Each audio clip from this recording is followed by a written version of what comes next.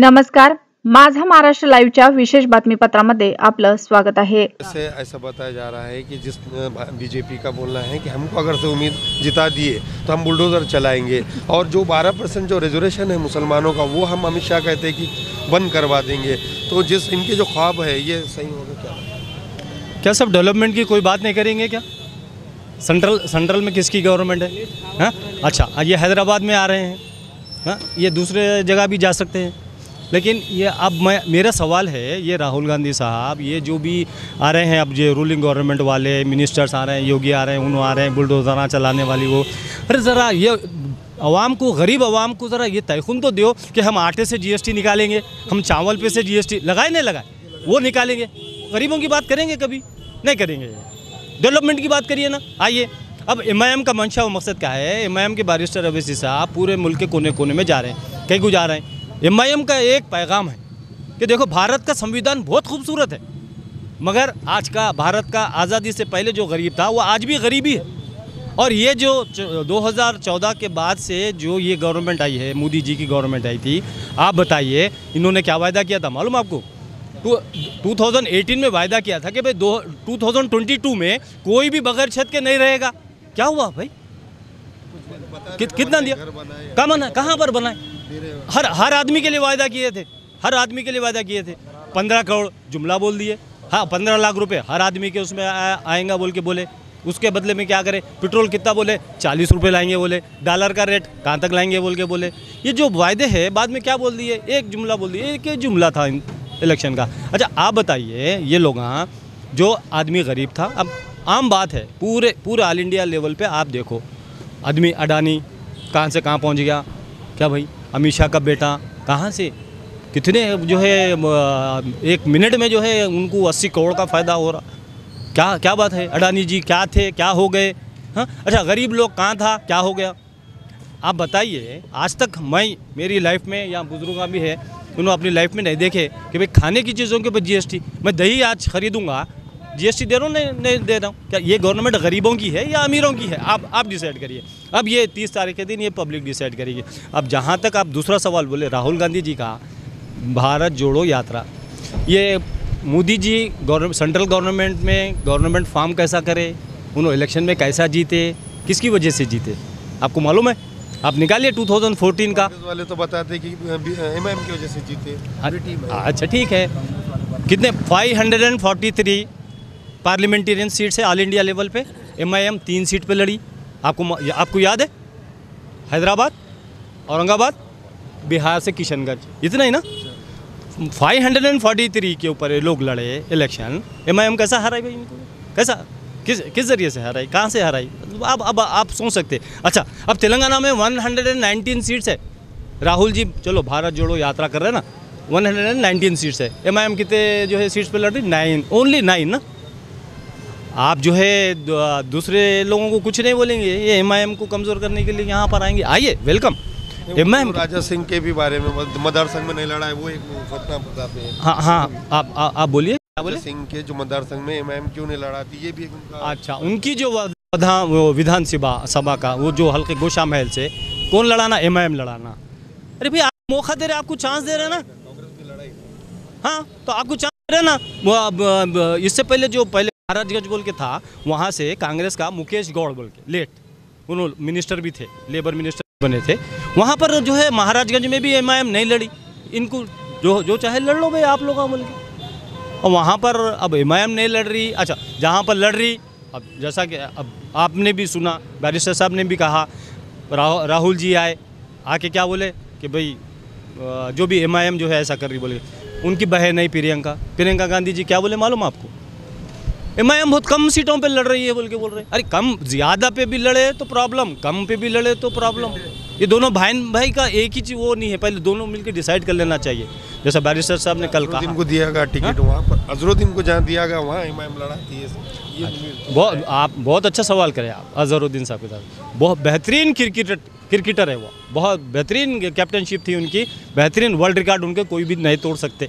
जहाँ तक हो सके, लेकिन पॉलिटिक्स में उन्होंने फेल हो गए। मुरादाबाद के लोगों ने इतनी चाहत और मोहब्बत से उनको एमपी बनाया था, आखिर में उनको क्या करना पड़ा, पोस्टर्स लगाए थे मुरादाबाद के अंदर, हमारे एमपी को अगर कोई ढूंढ के लाए तो 2 लाख रुपए इनाम देंगे बोल के, फिर दोबारा उधर फटके नहीं इन्हों, क्या बात है, वोटिंग के खुद आए ले लिए चले गए। अब जो बिजनेस में क्या करेंगे इन्हों, किसका अब क्या कर रहे हैं, किसकी सपोर्ट कर रहे हैं, क्या कर रहे हैं, ये देख लीजिए। अब आप क्या लगता है कि 7 सीट लड़ाती थी मजलिस और 7 सीट पे कामयाब होती थी, अब 2 बढ़ गए, तो क्या परिवर्तन होगा और क्या वो कहना चाहते हैं? अब वो देखिए साहब, जो हमारे मुल्क के दलितों के बहुत बड़े लीडर कांशीराम साहब थे, बैरिस्टर साहब बोलते उनका कि भाई इलेक्शन लड़ो, पॉलिटिकल पार्टी इलेक्शन नहीं लड़ेंगे तो क्या करेंगी, 9 सीटों पे लड़ रहे हैं, बिल्कुल हम 9 सीटों पे इंशाल्लाह जीतेंगे, कभी भी कुछ भी हो सकता है इंशाल्लाह।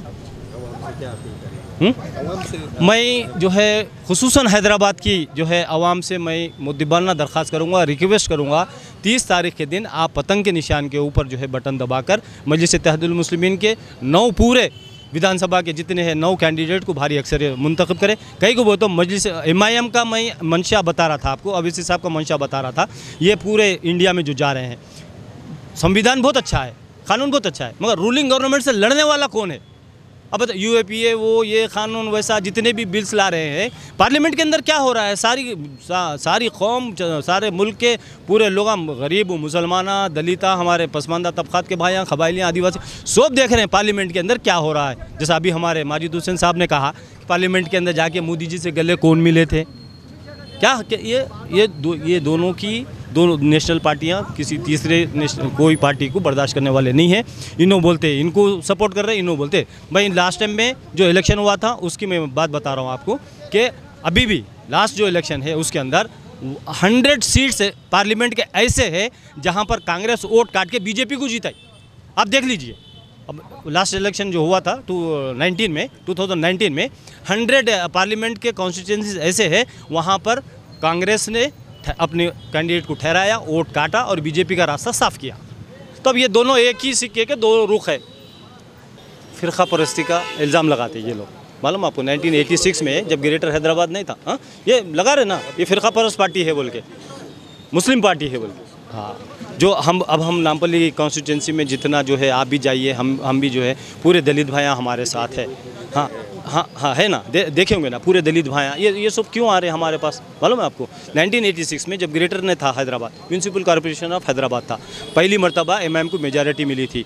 तो हम यहीं चिंतल बस्ती के रहने वाले हमारे लेट प्रकाश राव साहब थे, उनको जब सालार मिलत अल रहमा, ये इनके फादर ऑफ बैरिस्टर अवैसी, उन्होंने जो है शहर का मेयर बनाया था। उनके बाद में सत्यनारायण साहब को, प्रकाश राव को पहले मेयर बनाए, वहाँ वन ईयर का टर्म होता था उस टाइम पे, तो सेकेंड ईयर में सत्यनारायण साहब को बनाए, थर्ड ईयर में आलमपल्ली पहुँचाया साहब को बनाए, हमारे एक शिवराज साहब थे उनको जो है डिप्टी मेयर बनाए, हमारे एक दुर्गा सिंह साहब थे उनको डिप्टी मेयर बनाए। यहाँ पर आज भी ये लास्ट जो म्यूनसिपल का इलेक्शन हुआ, हमारा एक राजमोहन है जो पुराने पुल के 20 साल से कॉरपोरेटर है, वहाँ पर हमारे इंडिया के union home minister Amit Shah साहब आके 1 घंटा कैंपेनिंग करे बीजेपी के कैंडिडेट के वास्ते, लेकिन इसके बाद फिर जब रिजल्ट आया तो फिर हमारे राजमोहन साहब ही जीते।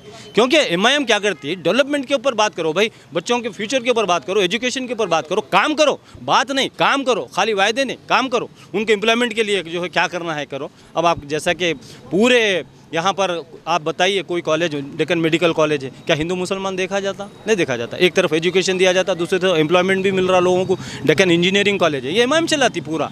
इसके अलावा MIM का एक बहुत ख़ास बात बता रहा हूँ, जो बिल्कुल जो है गरीब वर्ग से जो आते ना, छोटे छोटे बच्चे, उनको 17,000 अकबरुद्दीन अवैसी साहब के खिलाफ इतना बोला जाता, वो 17,000 बच्चों को अवैसी स्कूल ऑफ एक्सीलेंस के अंदर, और उन्होंने कैसा करे मालूम, ये कोविड-19 में जितने अगर मदर फादर 2 भी अगर चले गए, उनके कितने बच्चे, पूरे बच्चों को फ्री एजुकेशन, जिम्मेदारी कौन लेगा? 17,000 स्टूडेंट्स आज उनके स्कूल में पढ़ रहे हैं। और MIM का सबसे बड़ा एजुकेशन के उसमें इतना बड़ा इनकलाब लेके आए, तेलंगाना माइनॉरिटीज़ रेसिडेंशियल स्कूल्स, आज पूरे तेलंगाना में 201 स्कूल आए। अच्छा, अब कांग्रेस की बात है, कर्नाटक में कांग्रेस आ गई ना, 6 महीने हो गए ना, ये लोग क्या वायदा कर रहे थे मालूम आपको? जहाँ तक रिजर्वेशन की बात आई, ये लोग रिजर्वेशन भारतीय BJP की गवर्नमेंट आके हटा दी थी। ये लोग दोबारा इलेक्शन के अंदर बोले कि भाई हम क्या उसके लिए क्या करना है, एक GO पास करना है ना, या नहीं तो फिर असेंबली एक सेशन में एक जो है बिल लाना है। बिल नहीं भी लाए, बैठे बैठे सीएम साहब हमारे जो है, अगर सिद्धारमैया साहब अगर एक जीओ इशू कर दिए तो फिर से वो जो है रिजर्वेशन आ जाएगा। यहाँ के रिजर्वेशन की जो हमारे मोदी जी, अमित शाह जी जो बोल रहे ना बर्खास्त करेंगे, ये मुसलमानों का नहीं है रिजर्वेशन। यहाँ यही बात है, ये मुसलमानों का रिजर्व हर मुसलमान को नहीं मिलेगा। मुसलमानों में जो गरीब वर्ग है ना, उसका बिल्कुल वो कौन सा डाटा बोलते हैं, वो डाटा मौजूद है। उसके अंदर जो बिल्कुल गरीब लोग हैं उनका डाटा है, वो डाटा के ऊपर दिए गए हैं। ना अमित शाह इसको बर्खास्त कर सकते, ना मोदी जी बर्खास्त कर सकते, कुछ नहीं, क्योंकि वो तो कॉन्स्टिट्यूशन में आर्टिकल 15 के तहत वो यहाँ पर 4% रिजर्वेशन आर्टिकल 15 के तहत दिया जा रहा, जिसको कोई भी चॅलेंज नहीं कर सकते। अशाच नवनवीन बातम्यांसाठी पाहत रहा माझा महाराष्ट्र लाईव्ह।